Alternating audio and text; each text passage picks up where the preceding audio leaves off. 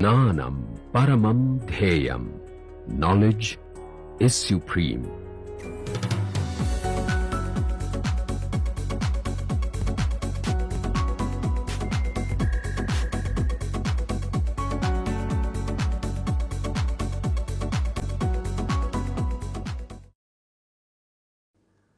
Hello students, we have been looking at methods to tune PID controllers. So this lecture we will look at a method known as direct synthesis method. It belongs to a class of methods known as model based controllers, wherein we will use the information about process model in order to come up with controller parameters.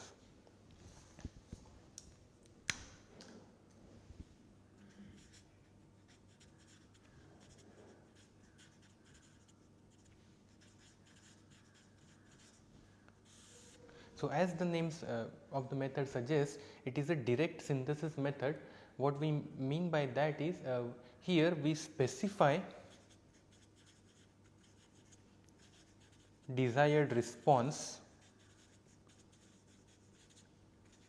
and back calculate controller transfer function.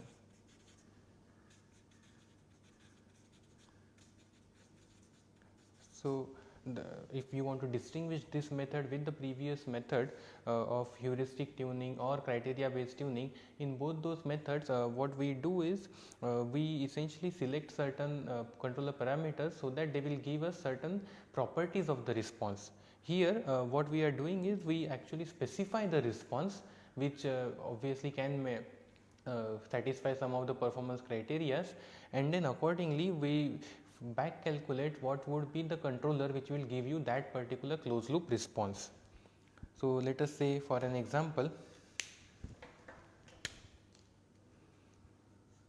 so if we are talking about for servo control or servo problem, we know that the transfer function between output and manipulated output and the set point is given by GP, GC, GV over 1 plus GP, GC, GV and GM. So we can rearrange this in order to, so let us say if GS is equal to some desired transfer function which we want based on the response which we seek, we want to compute GC. So if you want to rearrange this equation, what we will get is 1 over GS desired is equal to 1 plus GP, GC, GV, GM over GP, GC, GV, which is equal to 1 over GP, GC, GV plus GM.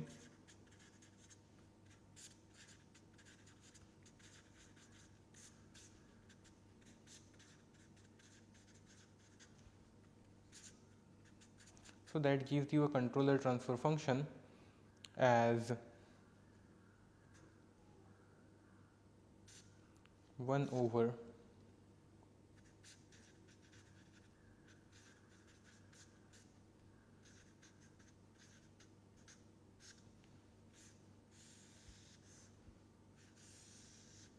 So what this says is, if I use a controller transfer function which is given by this, where this is GS desired, I will get the closed loop response equal to GS desired.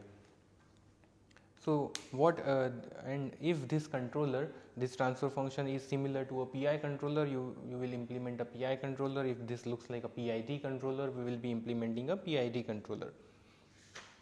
Similarly, for regulatory problem, you can similarly derive that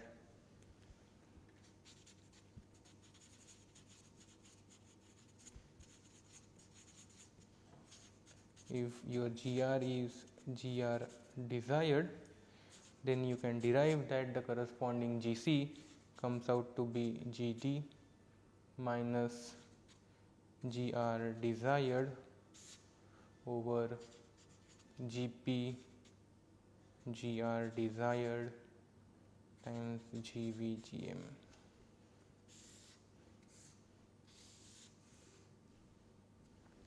So that is a direct synthesis method. It is not really a tuning method, it is a method of synthesizing a controller, and we are going to use it to tune a controller by such that when you select a certain response from as G as desired or GR desired, so that the resulting controller comes out to be either a P controller, PI controller or a PID controller. So let us take an example of a first order process.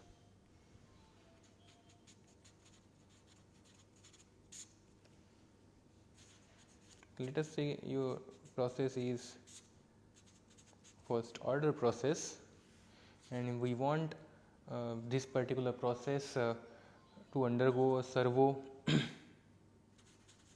response should be such that it is lambda s plus 1, where lambda is much smaller than tau. So what we are interested in is we want a perfect set point tracking. So when you say gain is 1, so this gives me perfect set point tracking without offset, and this lambda being less than tau means it's a fast response. So let us say if this is our desired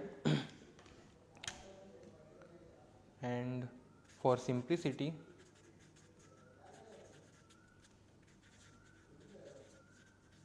let's assume GM to be 1 and GV to be 1. So what we get is 1 over lambda s plus 1, this is GS desired, is equal to GPGC over 1 plus GPGC. So we can take the inverse of this equation. So we get lambda s plus 1 is equal to 1 over GPGC plus 1. So lambda s is equal to 1 over GPGC, and GC is equal to 1 over GC into 1 over lambda s, and GP we already know. So this controller is going to depend on what is the process transfer function, that's why it's a model based controller. So this becomes tau s plus 1 over Kp lambda s, which we can simplify as tau over Kp lambda 1 plus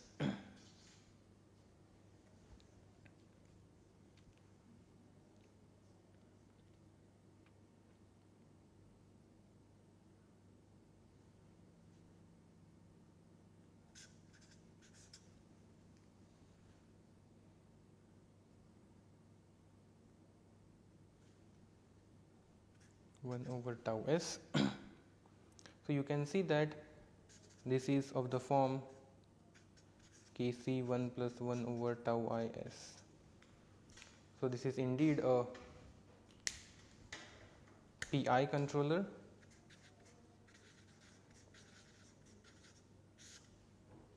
with this being the controller gain and tau being the integral time constant.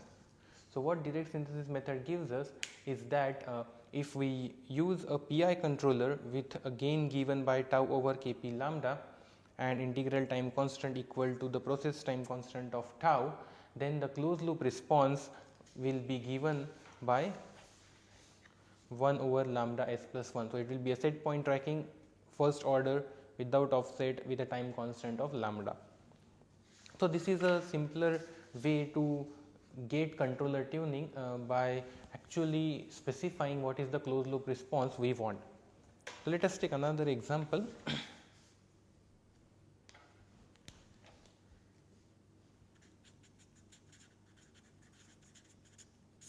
Let us say our process has a dead time, so it is a first order plus dead time process, and let us say we want G as desired of again a similar type lambda s plus 1. So we have a dead time in the process, but we want the response which does not have any dead time. Let us see what happens. So we have 1 over lambda s plus 1 is equal to, and again we will make similar simplifying assumptions. So what we get is GPGC over 1 plus GPGC, and we get lambda s, which is similar to last time, 1 over GP, 1 over lambda s, 1 over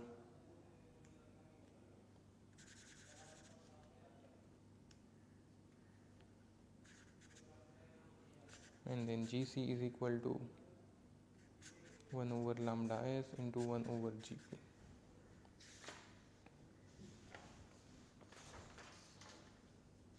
So now let us substitute what we have as GP.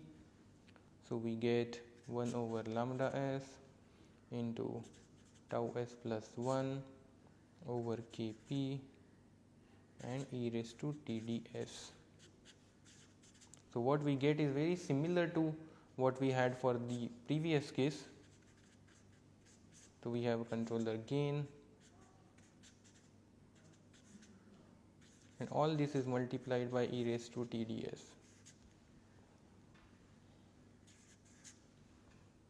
So if we analyze this controller, what we are getting is this looks like a PI control with positive dead time. Actually it's a negative dead time, because for a dead time we get e raised to minus TdS, which is same as future. So if you invert this controller, what it is going to require is, if I want to find out the controller input, it will be the steady state value plus integral 0 to t epsilon, and then because of this dead time it will be t plus Td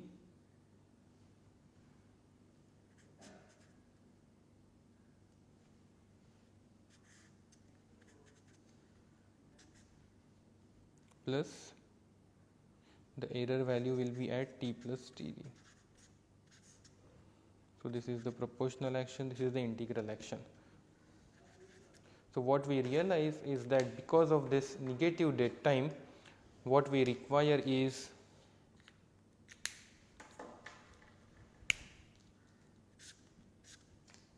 the future value of error, which is actually not possible because we don't know what is going to happen at t plus Td time. So this controller is impractical.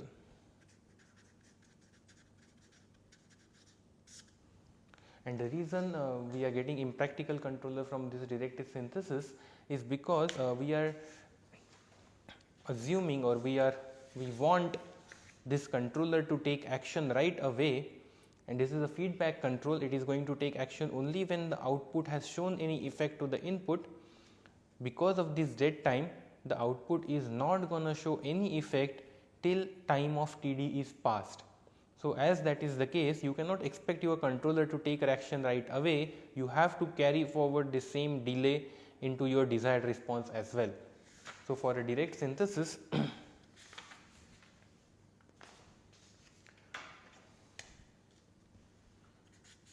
so for systems with dead time, we need to carry forward same dead time in the desired response.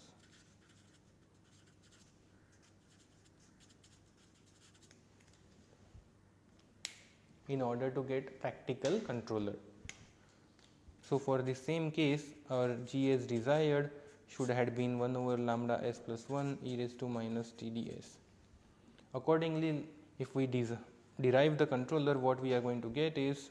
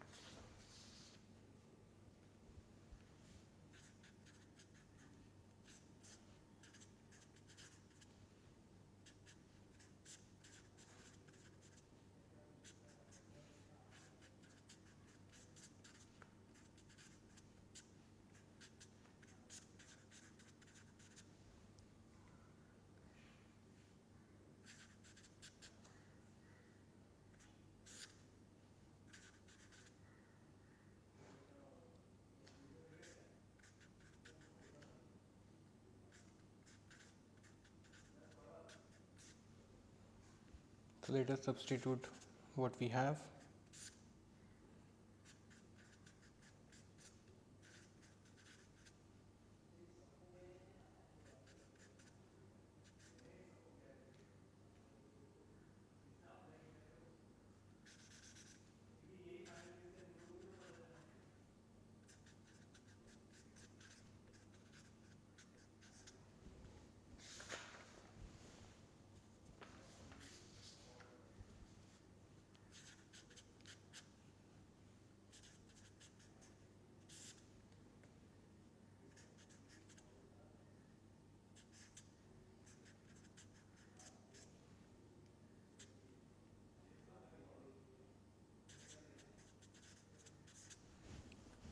So let us say e raised to minus TDS we approximate as 1 minus TDS. So you will get GC as tau s plus 1 over Kp lambda s plus 1 minus 1 plus TDS. So we get tau s plus 1 over Kp lambda plus TDS, which is equal to tau over Kp lambda plus Td plus 1 over Kp lambda plus TDS. So again you can see that this is a PI controller. So this is a P action and this is I, so it's a PI controller. So for a first order plus dead time system, if we properly select our desired response, then again we can end up getting a PI controller. So this was for the case of dead time. Similar thing will happen if we have an inverse response into our process. So if the process has inverse response, which means right half plane 0, then if we use a direct synthesis method, it will be based on inverse of the process. So it will have 1 over Gp into your controller transfer function. So that right half plane 0 will become a right half plane pole into your process, so the into your controller. So your controller will become unstable.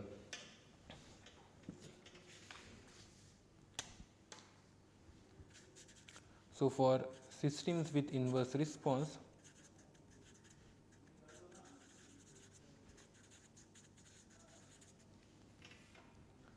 we have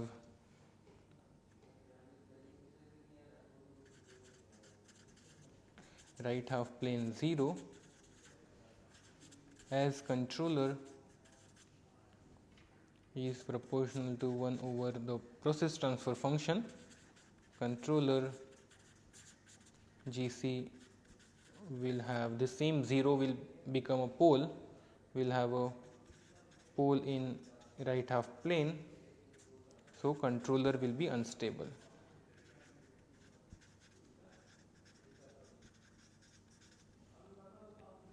So such a controller will not be able to implement such an unstable controller, because it will require infinitely large amount of input as time goes to infinity. So for inverse response system, the desired response should also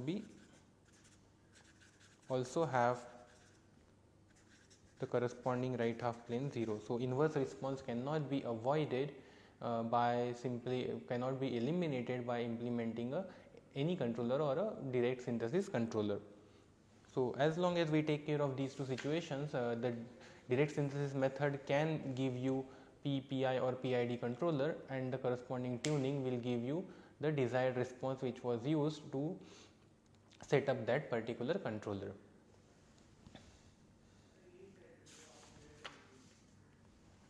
So we will take a short break here, and when we come back we will look at a final method of coming up with controller tuning that will be based on frequency response analysis.